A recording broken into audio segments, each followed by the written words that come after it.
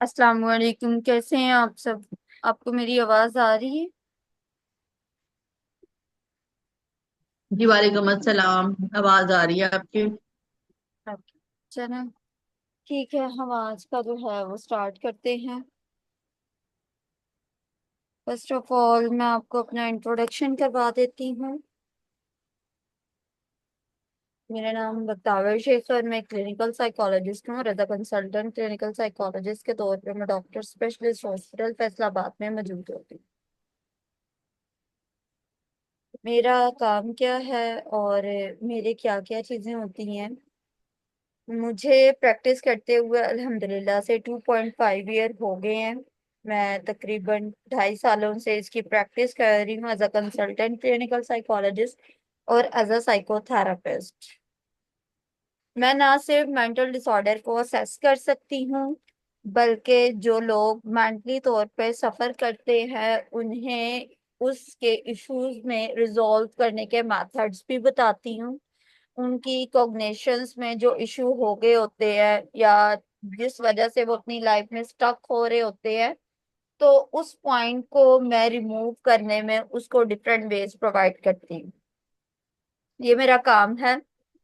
और इसके अलावा बिहेवियर्स, बच्चों के इश्यूज जो होते हैं और रिलेशनशिप के इश्यूज होते हैं, ट्रॉमास होते हैं, फोबियाज होते हैं, बच्चों को इंटर्नशिप करवाते हैं। यानी कि जो बच्चे करवाते हैं, यानी कि इंटर्नशिप जो बच्चे यानी कि एमएससी साइकोलॉजी या बीस कर रहे होते हैं, तो उन्होंने जब प्रैक्टिकली तौर पे क्लिनिक्स में जाना होता है या हॉस्पिटल्स को विजिट करना होता है और अपनी रिपोर्ट्स वगैरह, केस हैंडलिंग, किस तरह से रिपोर्ट्स मेकिंग होती है, ट्रेनिंग जो बच्चे यानी कि डिफरेंट प्रॉपर अपनी पढ़ चुके हैं, एमएस कर गए हैं या फिर उन्होंने बीएस कर लिया है, फिर उसके बाद साइकोथेरेपीज को किस तरह से अप्लाई किया जाता है ताकि वो डिफरेंट इश्यूज को टैकल कर सके। तो ये सारी चीजें, इन सारी डोमेन्स के ऊपर मैं काम करती हूँ। और मैं ऑनलाइन कंसल्टेंसी देती हूँ। मेरा अपना फिजिकल जो है वो क्लिनिक भी है, डॉक्टर स्पेशलिस्ट हॉस्पिटल फैसलाबाद में। और इसके अलावा मैं BNLP, behavioural neuro linguistic programme leadership जो है उसको मैं कर रही हूँ। और इसके अलावा मैं स्पीच एंड लैंग्वेज थेरेपी आती भी है काफी ज्यादा, लेकिन और ज्यादा एक प्रॉपर वे में मैंने जो है वो एक इंस्टीट्यूट को ज्वाइन किया है जो 1.5 ईयर का प्रोग्राम है, तो ताकि मुझे और डेप्थ में जाके चीजें आ जाए। क्योंकि प्रैक्टिस एक अलग चीज है, लेकिन बजाय आप एक बड़ा एक टाइम पीरियड लगाएं कि इंफॉर्मेशन को गेन करते रहें, प्रैक्टिकली तौर पे चीजें परफॉर्म तो मैं तकरीबन 2.5 ईयर से कर रही हूँ, क्योंकि बच्चों की असेसमेंट डीएचक्यू में प्रॉपर होती थी। लेकिन उसके लिए आप, क्योंकि स्पीच एंड लैंग्वेज थेरेपी जो है ना, यानी कि बच्चों को इनिशियल स्टेज के ऊपर बच्चों को कौन कौन से इश्यूज आ जाते हैं, अब मैं जब पढ़ती हूँ ना, इतनी डेप्थ में चीजें हैं कि शायद एक नॉर्मल पर्सन के लिए वो टोटली न्यू होंगी। लेकिन बीइंग अ क्लिनिकल साइकोलॉजिस्ट भी मेरे लिए वो बहुत सारी चीजें न्यू। तो इस वजह से मैंने उस कोर्स में भी इनरोल किया हुआ है। मेरी उसकी क्लासेस होती है, रेगुलर फिजिकल क्लासेस हैं। ये सारी चीजें हैं। और आज का हमारा टॉपिक जो है, बिस्मिल्लाहिर्रहमानिर्रहीम, आज का हमारा टॉपिक हम स्टार्ट करते हैं। हम में से बहुत सारे लोग हैं जो कहते हैं कि मैं अपनी जिंदगी में बहुत ज्यादा सफर करता हूँ, मैं अपनी लाइफ में स्टक हो गया हूँ, मैंने अपनी लाइफ में बहुत सारी चीजें हमेशा मेरे साथ ही ऐसा क्यों होता है? Victim mindset. विक्टिम माइंडसेट आपके ख्याल में क्या होता है? आप में से कोई पर्सन।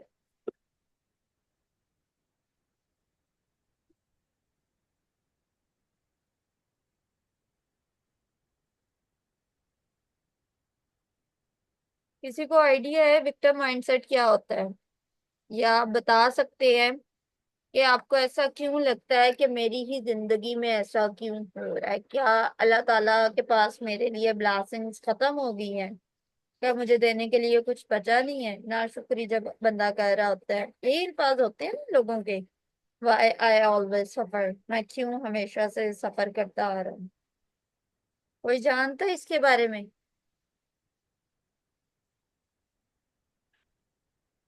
नहीं जी, आप में से मतलब कोई भी नहीं जानता। चले मैं आपको बता देती हूँ कि आप ऐसा क्यों सोच रहे होते हैं, या विक्टिम माइंडसेट होता क्या है। विक्टिम माइंडसेट में ये चीज होती है कि आप अपनी लाइफ में जितने भी आपके इवेंट्स हैं जो बैड हो रही हैं, आप उसका ब्लेम दूसरे लोगों को दे रहे होते हो, क्योंकि आपको ऐसा लगता है कि मेरी जिंदगी में जो बुरे मामलात चल रहे हैं वो दूसरे लोगों की वजह से हैं, क्योंकि ये पॉइंट्स थे मेरी लाइफ के, और दूसरे इंसान को मेरी हेल्प करनी चाहिए थी, दूसरे इंसान को मुझे ब्लेम नहीं करना चाहिए था, दूसरे इंसान को मेरे ऊपर ट्रस्ट करना चाहिए था। अगर वो ट्रस्ट कर लेता तो शायद मैं अपनी लाइफ में इस तरह से स्टक ना होता, मैं आगे जो है वो अपनी लाइफ में मूव ऑन करता रहता। That's called a victim mindset. Action आपके हैं, लेकिन आप अपने एक्शंस की रिस्पॉन्सिबिलिटी नहीं लेना चाहते हो, तो इसीलिए आपने अपने आप को एक विक्टिम माइंडसेट बना लिया है, और उसका इल्जाम अब दूसरे लोगों पे देना शुरू कर दिया। जिंदगी मेरी है, जी मैं रही हूँ, उसमें अच्छे बुरे की जिम्मेदार मैं हूंगी या दूसरे लोग हों। और ऐसा होता कब है कि आप इस पॉइंट के ऊपर कैसे पहुंचते हैं? मैं एक इंसान को अपॉर्चुनिटी प्रोवाइड कर दूं इस बात की कि तुम मेरी लाइफ में जो भी करना चाहते हो वो कर सकते हो, और उस अपॉर्चुनिटी को मैं जब तक प्रोवाइड नहीं करूंगी दूसरा इंसान बिल्कुल भी उसमें स्टक हो जाएगा। अब ये अपॉर्चुनिटी कौन प्रोवाइड कर रहा है? मेरी अपनी जात ही कर रही है ना, कि मैंने एक इंसान ने मेरे मुंह के ऊपर थप्पड़ मारा, या मुझे अब्यूज किया है, या मुझे गाली दी है।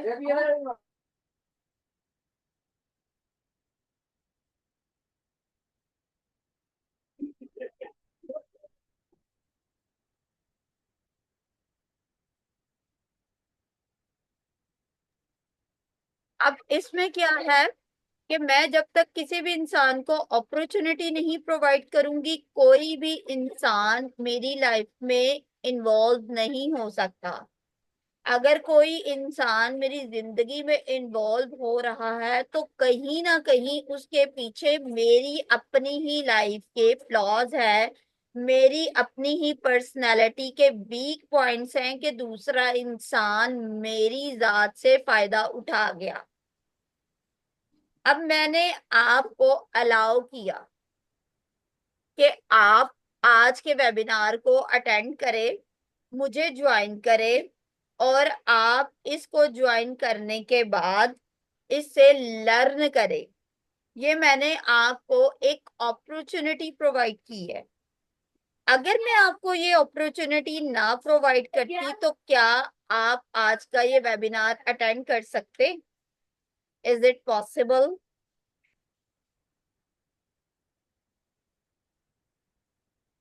क्या आप ज्वाइन कर सकते थे आज का वेबिनार अगर मैं आपको अलाउ ना करती? Not possible. हम देखते हैं जी पेरेंट्स को, पेरेंट्स हमारी चीजों में कितना ज्यादा इन्वॉल्व होते हैं। हमारी जिंदगी में हम जो कर रहे हैं हमारे एक्शंस का, हमारे रिएक्शंस का हम खुद रिस्पॉन्सिबल होते हैं। अगर मैं आपको अलाउ ना करती, अगर मैं अलाउ ना करूं, आप इस ज्वाइन भी करना चाहे आप इस मीटिंग को सुन नहीं सकते थे। मैं आपको अलाउ करती हूँ तो आप यहाँ पे आते हैं। तो ये चीज मेरे हैंड में है। अब अगर यहाँ पे कोई भी चीज होगी तो उसकी रिस्पॉन्सिबल मेरी जात होगी, क्योंकि मैंने आपको अलाउ किया हुआ है। अब विक्टिम माइंडसेट के होते क्या क्या है? विक्टिम माइंडसेट होता बंदे का कैसे सेट है वो हम बाद में देखेंगे, इसकी कॉजेस क्या क्या है। उससे पहले हम ये देखते हैं कि विक्टिम माइंडसेट की कौन कौन सी साइन एंड सिम्टम्स है। वो इंसान अपनी रिस्पॉन्सिबिलिटीज नहीं उठाना चाहता। जैसे होता है ना, आपने देखा होगा शौहर कहता है कि मेरी बीवी तो हर वक्त झगड़ा करती रहती है। अच्छा, अब बीवी पागल तो नहीं है कि वो झगड़ा करेगी? उसके पीछे रीजन होगी, या तो आप उसकी जो प्रॉपर रिस्पॉन्सिबिलिटीज है वो नहीं उठा रहे, या आप उसको टाइम नहीं दे रहे, या आप कोई ना कोई ऐसा पॉइंट छोड़ रहे हैं अपनी लाइफ में जिसकी वजह से आपकी बीवी झगड़ा करती है। इसके पीछे रीजन है ना।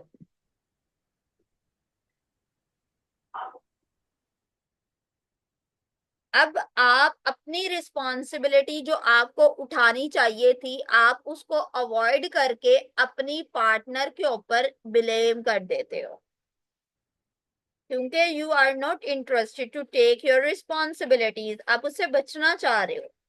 अब ब्लेमिंग अदर्स, जैसे एक मैं खुद भी कभी कभी करती होती हूँ। मैं ना चीजें रख के भूल जाती हूँ अपने घर में। मुझे आदत है कि मैं इतने ज्यादा काम कर रही होती हूँ तो मैं चीजें रखती हूँ और भूल जाती हूँ। अभी मैंने चार्जर निकाला है, और चार्जर निकालने के बाद मैं कहीं रख दूंगी और मैं ना दूसरों के ऊपर कहने लग जाऊंगी, अच्छा मैंने तो यहाँ रखा था, ये यहाँ पे नहीं पड़ा हुआ है, इसका मतलब आपने यहाँ से उठा के कहीं और रख लिया है। तो वो कहेंगे तुमने ध्यान से देखा है तुमने रखा कहाँ था? अब मैं अपनी गलती को तो एक्सेप्ट नहीं कर रही।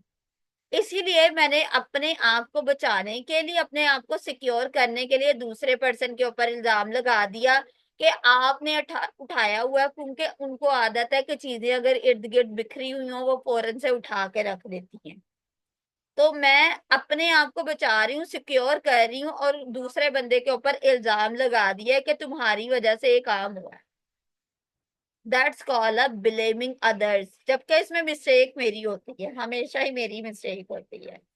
फीलिंग पावरलेस, मैं एक चीज, एक किसी पॉइंट के ऊपर हूँ, लेकिन मैं फील कर रही हूँ कि मेरे पास पावर नहीं है, या शायद मुझे अपने अंदर कोई ना कोई चीज की इनसिक्योरिटीज है, और मुझे लगता है कि मैं एक इस पॉइंट को सही से टैकल नहीं कर सकती हूँ, इसीलिए मैं विक्टिम माइंडसेट बन रही हूँ। मैं अपनी इनसिक्योरिटीज, जैसे होता है ना जेलसी, जेलसी एक इमोशन है। जेलसी किन लोगों में होती है? जेलसी के पीछे हमेशा इंसान की अपनी इनसिक्योरिटीज होती हैं। आपकी अपनी लाइफ के किसी पॉइंट पे कोई चीज फुलफिल नहीं हुई, आप उसको हासिल ना कर सके, इस वजह से आप दूसरे इंसान से हसद करना शुरू कर दो, और इसका इल्जाम आप दूसरों के ऊपर लगाओ। आप देखते हैं ना कि जो पर्सन आपसे जेलसी का शिकार होता है वो आपके ऊपर ब्लेम कर रहा होता है, वो आपको कह रहा होता है कि तुम गलत हो, बिकॉज उसे ऐसे अंदर से फीलिंग आती है, उसके अंदर एक फीलिंग होती है, एक इनर पावरलेसनेस उसको फील हो रही है। That's why he is a victim mindset. Low self esteem, अगर आपको अपनी जात पे एतबार नहीं ना होगा, आपको कॉन्फिडेंस नहीं होगा, आप क्या करोगे? आप दूसरों के ऊपर इल्जाम लगाओगे। आपके अंदर करेज नहीं है, आपके अंदर हिम्मत और हौसला नहीं है कि आपने अगर कोई गलती की है तो आप उसका इल्जाम खुद लगा सको। तो क्योंकि आपके अंदर सेल्फ स्टीम ही बहुत लो है, that's why you are blaming to other, resentment of others.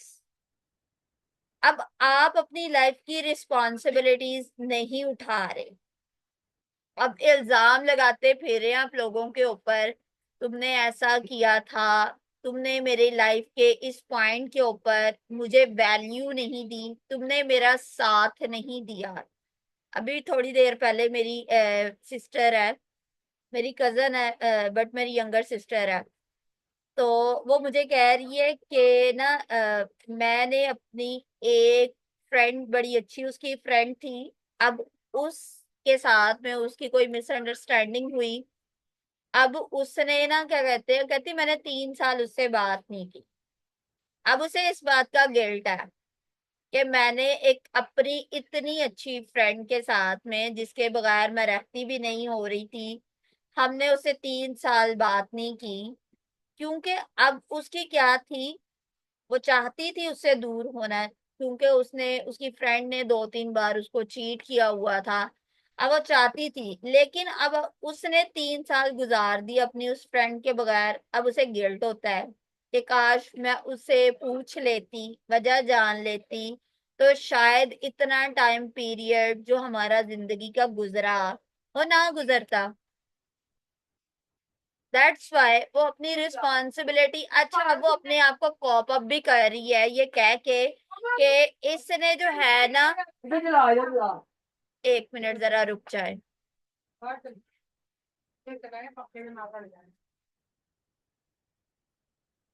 रुक जाए अभी। अब वो इस चीज का, उसे ये चीज का गिल्ट भी है, रिग्रेट भी है कि उसने मेरे साथ में ऐसा क्यों किया, ऐसा नहीं करना चाहिए था। अच्छा अब वो अपने आप को किस तरह से बचा रही है, वो ये कह के अपने आप को बचा रही है कि उसने काफी बार मेरे साथ में झूठ बोला हुआ है। अब वो अपनी मिस्टेक का खुद वजन नहीं उठाना चाह रही है, दैट्स वाई वो अपने आप को विक्टिम माइंडसेट की तरफ भी लेके जा रही है, और ये चीज उसको डिस्टर्ब भी करती रहती है। जो लोग विक्टिम माइंडसेट के साथ में होते हैं उनके अंदर बहुत सारी चीजें उनको डिस्टर्ब करती है, जिसके बारे में वो जानते होते हैं, लेकिन वो उसको सही से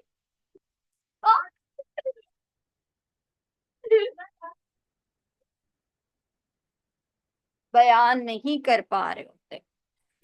अच्छा, अब एक इंसान जो विक्टिम माइंडसेट के साथ में है, उस पर्सन के साइड इफेक्ट्स क्या क्या आएंगे? जब एक इंसान दूसरों के ऊपर ब्लेम कर रहा होता है ना, उसकी ना एक ग्रोथ, जो डेवलपमेंट होती है वो रुक जाती है।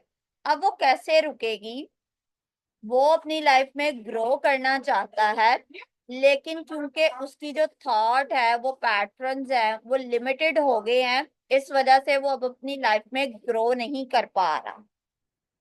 क्योंकि उसने एक सिनेरियो बना लिया है ना कि मैं किसी इंसान से मदद नहीं लूंगा, मैं किसी इंसान से बातचीत नहीं करूंगा, क्योंकि लोग हमेशा मेरा फायदा उठा लेते हैं, मेरे साथ में हमेशा गलत हो रहा है। ब्लेमिंग अदर्स है ना। अब जो बंदा ब्लेमिंग अदर में होगा, वो किसी भी इंसान को अपनी लाइफ में किस तरह से हेल्प मांगेगा? उसे ऐसा ही लगेगा ना कि मेरा जो प्रीवियस एक्सपीरियंस था वो बैड था, हो सकता है अब मेरा नेक्स्ट एक्सपीरियंस भी बैड हो। अब ये चीजें आपके अंदर स्ट्रेस और एंजाइटी और डिप्रेशन, इसको बहुत ज्यादा इंक्रीज करती है।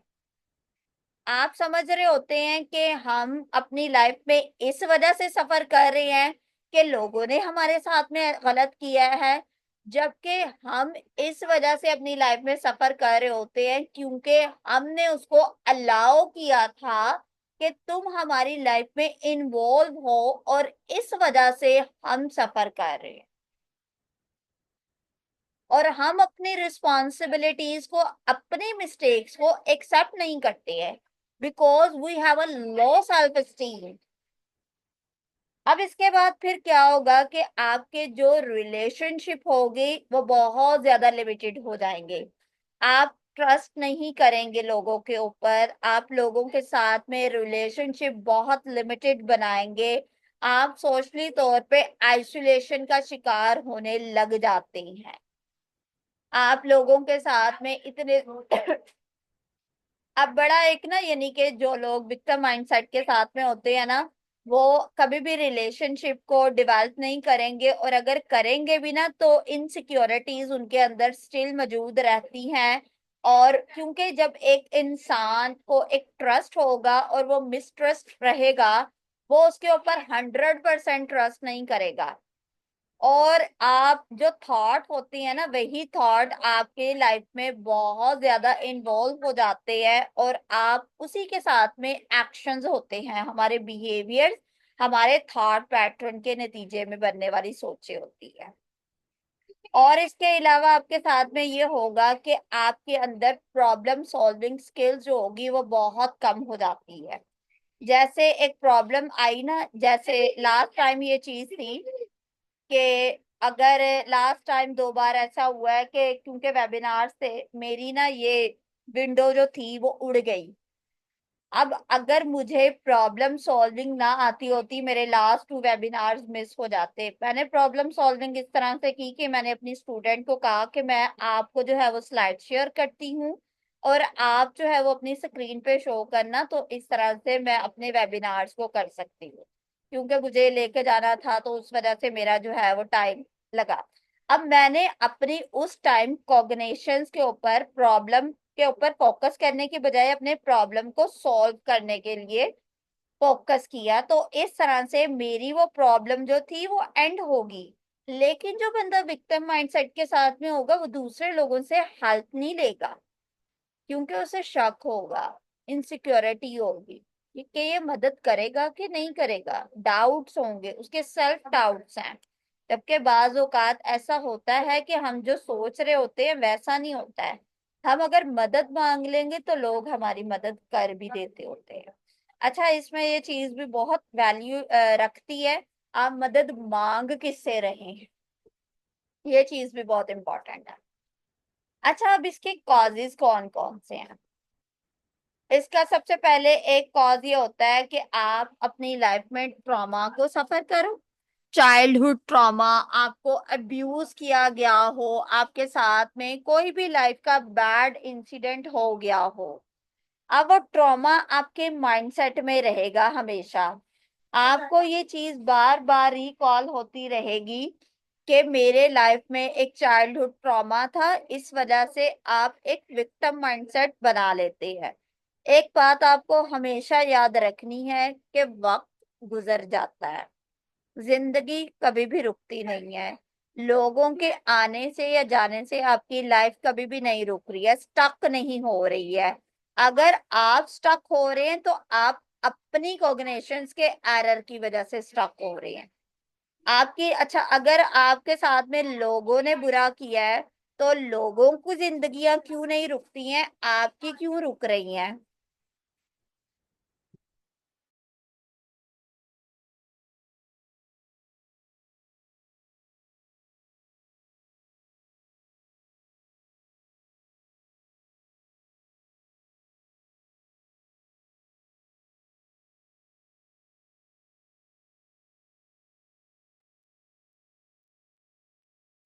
तो लाइफ तो आपकी कभी भी रुकती नहीं है, लेकिन अब आप अपना विक्टिम माइंडसेट बना के बैठे हैं। अब दूसरे इंसान ने अगर आपके साथ में गलत किया है तो रुकनी तो उस इंसान की जिंदगी को चाहिए था। वो इंसान तो अपनी लाइफ को बड़ा हैप्पीली एंजॉय कर रहा होता है, तो आप क्यों रुके हुए हैं? अगर आप रुके हैं तो इसका मतलब कमी कहीं ना कहीं आपके अंदर है। बिट्रियल, आपको लाइफ में बार बार धोखा मिले, चीट किया गया हो। अब इस वजह से भी लोग अपनी लाइफ के नेगेटिव बैड इवेंट्स का जो है वो जिम्मेदार, उस वजह से भी अपनी लाइफ में आगे नहीं बढ़ते हैं। आपकी सेल्फ स्टीम लो होगी तब भी आप विक्टिम माइंडसेट बन सकते हैं। आपके अंदर कोई फियर होगा, आप उसको ओवरकम नहीं कर पाए, अपनी इनसिक्योरिटीज को आप फुलफिल नहीं कर पाए, आपको खौफ था किसी चीज का, उसकी बेस के ऊपर आप जो है वो एक विक्टिम माइंडसेट बन जाते हैं। इसके अलावा एक होता है सेकेंडरी गेन्स। बाज औकात आपने देखा होगा कि लोग अपना फायदा उठाने के लिए, जो आजकल सोसाइटी में बहुत ज्यादा आम है, इस वजह से आप जो है वो सेकेंडरी गेन्स की खातिर भी अपना विक्टिम माइंडसेट का रोल प्ले कर रहे होते हैं। आपको ऐसा लगता है कि मैं जो है वो एक विक्टिम माइंडसेट के साथ में हूँ।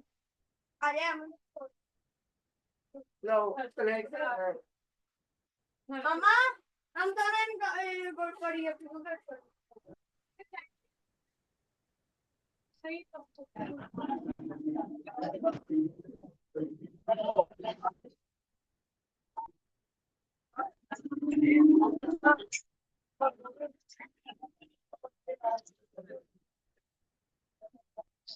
अस्सलाम वालेकुम।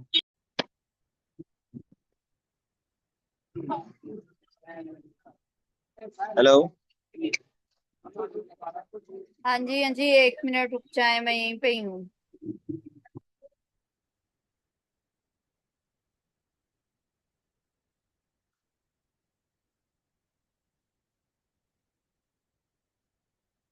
तो ये थे सेकेंडरी गेन्स कि आप अपनी लाइफ के किसी भी चीज को हासिल करने के लिए गो अपनी, उसके लिए आप दूसरों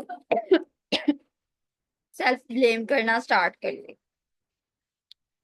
अब हम इस विक्टिम माइंडसेट से किस तरह से ओवरकम कर सकते हैं, ये चीज बहुत ज्यादा वैल्यूएबल है।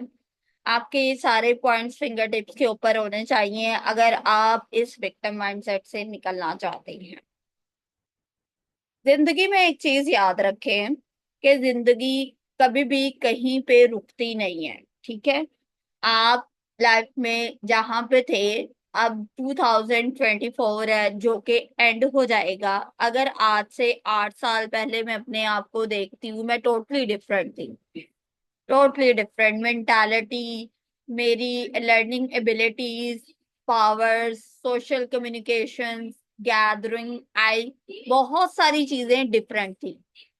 अगर मेरी आज से 10 साल पहले के कोई हालात, कहीं पे मैं स्टक हुई हूँ, कहीं मेरे साथ में कुछ बुरा किसी ने कर दिया हो, और उसकी बेस के ऊपर मैं आज भी 10 साल गुजरने के बाद भी उसी माइंडसेट के साथ में चल रही हूँ, तो इसमें कसूर उन लोगों का नहीं होगा जिन्होंने मेरी जिंदगी में कोई गलत काम किया होगा, बल्कि इसमें मेरा कसूर है। It's my fault. ये मेरा कसूर है कि मैंने उससे ओवरकम नहीं किया, मैंने अपनी लाइफ में आगे मूव ऑन नहीं करके गई। अब क्या वो लोग उसी टाइम के ऊपर बैठे हैं, या उन लोगों ने अपनी लाइफ में सेम वही चीजें अपनी चला रहे हैं? डेफिनेटली वो तो लोग वहां पे नहीं है ना, ना वो अब वैसे हालात हैं, लेकिन मैं उसी थॉट के साथ में क्यों वहां से चल रही हूँ। So it's my on fault, not for others. उस टाइम हो सकता है कि उनकी गलतियां हों, लेकिन अगर अभी भी मैं उसी पॉइंट पे हूं तो इसमें मेरी गलती है। अब अगर किसी इंसान ने आपके साथ में कुछ गलत कर दिया है, कोई आपके साथ में बुरी चीज की है, हम अपनी जिंदगी में बहुत सारी गलतियां करते हैं ना। हम दिन से लेकर, सुबह से लेकर शाम तक, रात तक कई गलतियां करते हैं।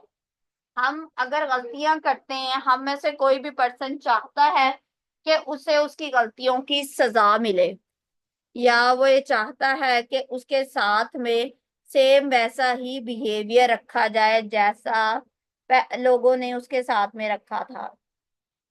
तो कोई भी पर्सन नहीं चाहेगा कि उसके साथ में सेम वही चीजें हों जो अब तक लोगों ने उसके साथ में की हैं। वो चाहेगा कि वो अपनी लाइफ में आगे मूव ऑन करे, वो चाहेगा कि उसको माफ कर दिया जाए, वो चाहेगा कि उसे उसकी गलती की सजा ना मिले। जब ये सजा वाला चक्कर आप अपने साथ में रख रहे हैं, तो ये काम आपको दूसरों को नहीं करना चाहिए।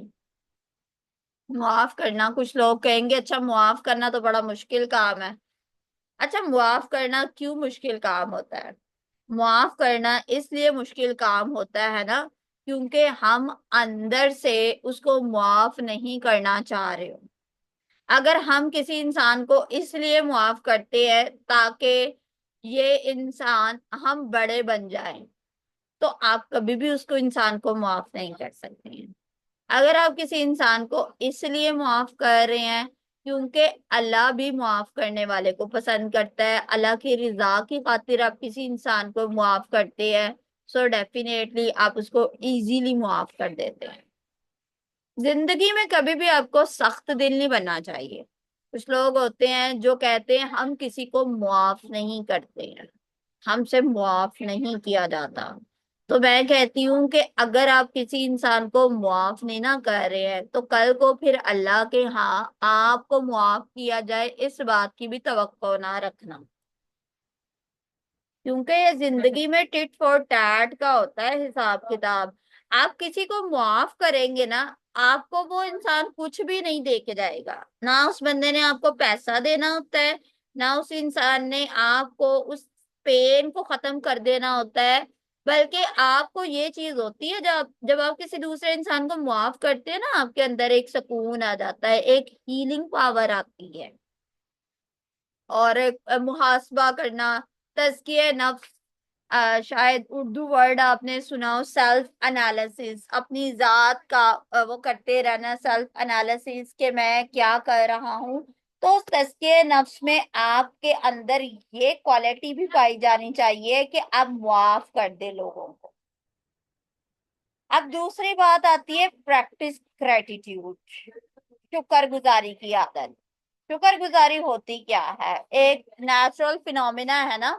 हम किसी भी इंसान को सिंपल वे में कह देते हैं कि अल्लाह का शुक्र है कि मैंने अपनी लाइफ में ये सारी चीजें मैं कर रही हूँ, दैट्स वाई अल्लाह का शुक्र है।